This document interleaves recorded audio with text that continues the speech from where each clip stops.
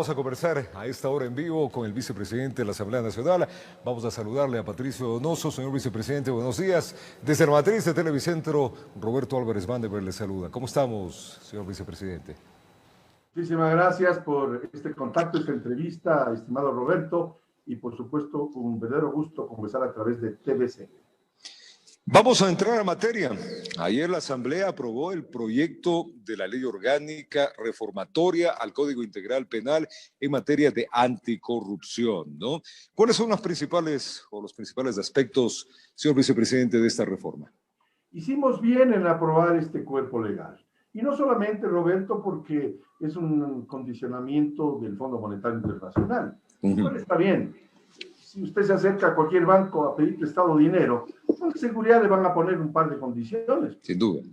Le van a decir en qué va a gastar la plata, cuál es su flujo de caja, en qué trabaja usted, cómo nos va a pagar. Es evidente, de modo que aquellos que se quejan, pues vayan a un banco y vean cómo les ponen condiciones. El Ecuador va a recibir en estos días 2.000 millones de dólares, lo cual está muy bien, pero más allá de esa condicionante, es un requerimiento de los ecuatorianos, es luchar contra los corruptos y la corrupción. Y por eso es que ayer se aprobaron temas importantes. Por ejemplo, se estableció que cuando se hagan pingües negocios a través de la suscripción de contratos con sobreprecio en época de emergencia, en estados de emergencia, pues, y yo lo planteé así, y gracias por acogérmelo, el tema de que sea un agravante cuando en estado de emergencia se hacen esos negociados, porque es típico. En la sierra hay una erupción de un volcán, hay sequías en el campo, luego vienen las inundaciones, o hay un terremoto, hablemos claro, Roberto, se hace la declaratoria de estado de emergencia y allí comienzan los negociados.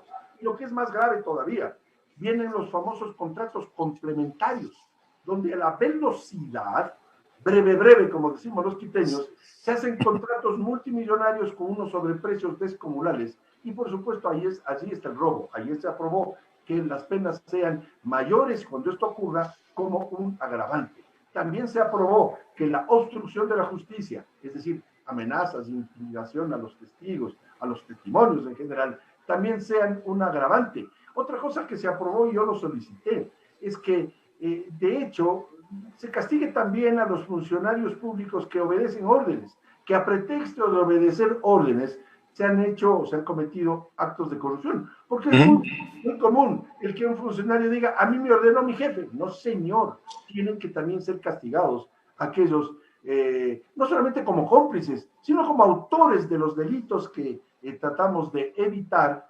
Antes de que se haga metástasis del cáncer, hay que evitar que se cometan estos casos de corrupción. Por lo tanto, los que reciben órdenes también son culpables. Otra cosa que logré yo incorporar es que no solamente se prohíba de por vida ser funcionarios públicos aquellos pillastres, sino que no puedan contratar con el Estado, porque es muy común que se mueven a otra personería jurídica, otra empresa, vamos, y siguen firmando contratos con el Estado porque tienen muchísima experiencia. Son cosas importantes que lo logramos. Y por supuesto, la garantía de la protección del denunciante. Porque en este país, al que denuncia es al que le cae la ley y le caen los pillastres. Hay que proteger, por supuesto, al denunciante a fin de que pueda denunciar toda la corruptela que evidentemente nos golpea. ¿Cómo quedan los actos de corrupción en el sector privado, señor vicepresidente? Se castiga también, y con fuerza, el delito de elusión en todos los procesos contractuales y sobre todo precontractuales, van de 6 meses a 20 años. Por lo tanto, si hay funcionarios corruptos, pero también hay empresarios que han caído en esas malas prácticas. Por lo tanto, se incorporó lo que se denomina el delito de los empresarios públicos o del sector privado. De tal manera que yo logré esta última parte, Roberto, y lo digo con orgullo, logré que se cambiara la palabra disolución por extinción de la personería jurídica de aquellos malos empresarios. Sin duda, beneficios de esta reforma es al 100% para el país, señor vicepresidente. Sí, es bueno para el país, más allá de lo que mencioné y comenté inherente al Fondo Monetario Internacional. Pero hemos establecido, y recuerdo todavía el artículo 581, numeral 1 del Código Orgánico Integral Penal, que la Fiscalía inicie su vindicta pública con los indicios del delito, sin tener que pedir autorización a la Contraloría. No nos olvidemos, Roberto, que todos los funcionarios públicos hacemos declaraciones patrimoniales, tanto al inicio de la gestión como al final de la gestión. Y yo me preguntaba, ¿para qué sirven esas declaraciones patrimoniales que se hacen de notario público, juramentadas, y se entregan ya en la Contraloría, si al final solamente van a engrosar los archivos de la Contraloría? Hay que echar mano de esas declaraciones juramentadas, precisamente para que la Fiscalía, analizando el crecimiento abrupto de un patrimonio, pueda, cuando hay indicios de delito, de acuerdo al 581 numeral 1, iniciar la vindicta pública, la investigación fiscal. Si bien es cierto esto, señor vicepresidente, se lo hace rápidamente, quedan pendientes algunos, y aquí vamos a ir hablando de esto. La Asamblea se acoge ya a su segundo ciclo de descanso de este año de 15 días, y aquí hay algunos interrogantes. La ausencia pues se extenderá para 237, pero hay 41 asambleístas que van a campaña electoral. Esta reducción es del 30%, y aquí llama la atención, y también un poco para que nos explique, qué impacto va a tener con la directiva y las comisiones especializadas. ¿Esto no va a complicar por el resto de proyectos y leyes que se deberán tratar y también aprobar en un tiempo récord? No debería porque esto ocurre, Roberto, cada 4 años. Y la última vez y la penúltima fue aún mayor el número de legisladores que optaban por la reelección. Yo mismo no puedo ser reelegido esta vez, y ya soy 8 años legislador. La consulta popular del 4 de febrero del 2018 estableció que solamente hay una reelección. Por lo tanto, esto ocurre siempre cada 4 años. Para eso existen alternos. Hoy se puede explicar con mayor fuerza la existencia de alternos que deben estar a la pata de los temas precisamente porque deben cubrir a sus principales. Eso es verdad. Segundo, hay algunos que critican que exista el receso legislativo. Y existe porque así dice la Constitución. Pues, yo no sé de la Constitución. Artículo 123 de la Constitución menciona textualmente que habrán 2 recesos legislativos al año de 15 días cada uno. Lo que hizo el CAL es simplemente fijar la fecha porque no quedaba más que la última quincena de diciembre de este año 2020. Por lo tanto, ese receso está en el artículo 123 de la Constitución, y en derecho público solo se puede hacer lo que está escrito. Ahora bien, tenemos que suplir la falta de algunos principales y deberemos acometer muchísimos temas en enero, como por ejemplo la reforma al Código del Trabajo. Mi estimado Roberto, el Código del Trabajo data de 1938, 82 años que no han tenido sino solo pálidas reformas. Ya es hora de hacer una reforma profunda que establezca, por ejemplo, el trabajo por horas. ¿Por qué no? Para que los muchachos no se vean obligados a abandonar sus estudios, para que puedan estudiar, prepararse, cultivarse, a la par de ganar algo de dinero para su familia. Vea usted, Roberto, cualquier periódico antes de la pandemia, y habían artículos o anuncios que decían se necesita tal persona, máximo 30 años de edad, mínimo 10 años de experiencia. Correcto. Y no lo es. Por lo tanto, el trabajo por horas le podría dar a aquel joven dinero, segundo, dignidad, y tercero, la experiencia que le va a ser requerida años más tarde. Esa ley tiene que ser abocada por la legislatura. Señor vicepresidente, de acuerdo, pero hoy hay 2 casos que le voy a mencionar. El CAL es el organismo que se encarga de calificar justamente los proyectos de ley o juicios políticos, y no se puede actuar sin quórum. O sea, el problema es que ahí salen algunos del CAL y no pueden ser reemplazados. Así es. La Constitución la ¿Qué se va a hacer? Claro, la Constitución la redactaron los señores de Montecristi. Ellos pusieron aquello de que los vocales del CAL no tenemos alternos. Ellos pusieron, no nosotros. Entonces, que nos expliquen el por qué lo hicieron, primera cosa. Segunda, los proyectos ya están calificados. Proyectos de reformas al Código del Trabajo, me parece que hay 5 o 6, uno inclusive mío, ya están calificados. Por lo tanto, no veo problema en ese esquema. Tal vez algún problema tengamos en el tema administrativo, en el sentido de que el CAL es el Consejo de Administración de la Agricultura. Ahí deberemos echar mano de los funcionarios públicos que hacen los seguimientos de orden administrativo, en enero me refiero, para que el trabajo siga adelante. Pero, por supuesto, no existen alternos, y en ese sentido su lectura es la correcta, mi estimado Roberto. Señor vicepresidente, hablemos del tema que hablaba hace un momento, del proyecto de la reforma del Código de Trabajo. Acá también estamos en acefalía, la comisión pues se quedaría ahí, porque no cuenta con un vicepresidente que reemplace al titular. Entonces, ¿cómo se hace? No, sí existe el reemplazo en las comisiones. En las comisiones existe el alterno que pueda actuar. Si el presidente no está, está el vicepresidente y cualquier miembro de la mesa legislativa puede dirigir una sesión. No hay problema en las comisiones legislativas. El problema está en el CAL, porque así lo hicieron. Pero en las comisiones no. Sí hay la posibilidad de la actuación de los alternos y, por supuesto, incluso de principales que son parte de esa mesa legislativa. ¿Y cuántos proyectos, señor vicepresidente, todavía falta por tratarse? Estamos en la recta final del gobierno, a la recta final de la gestión, ¿y en qué tiempo se lo plantea hacer? Yo creo que la reforma profunda al Código del Trabajo tiene que hacerse en el primer trimestre del año 2021. Es el último chance. Además, existen suficientes proyectos de ley. Yo he abogado por aquello. Escuché hace pocos días que el gobierno va a remitir alcance a un proyecto de ley reformatorio del Código del Trabajo. Mire, algunos sindicalistas o dirigentes sindicales, por suerte, no todos, dicen que queremos precarizar el trabajo. No, señor, al revés.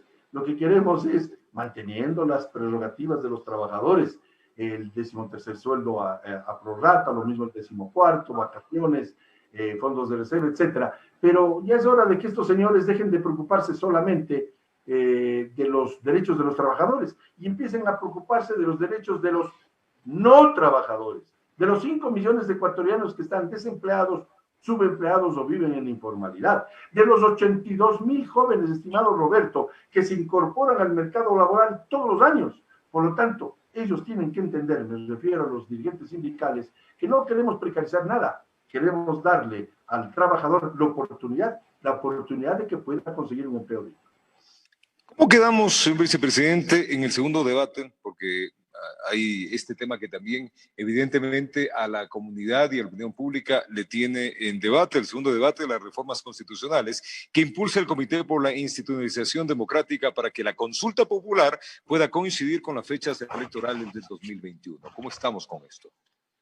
Bueno, yo creo que ahí hubo un desfase en tiempo, porque esa consulta popular tiene que llevarse adelante. Y tiene que llevarse adelante porque hay 350,000 firmas de por medio. 350,000 ecuatorianos que firmaron el que el pueblo sea consultado. Por lo tanto, esa consulta tiene que darse.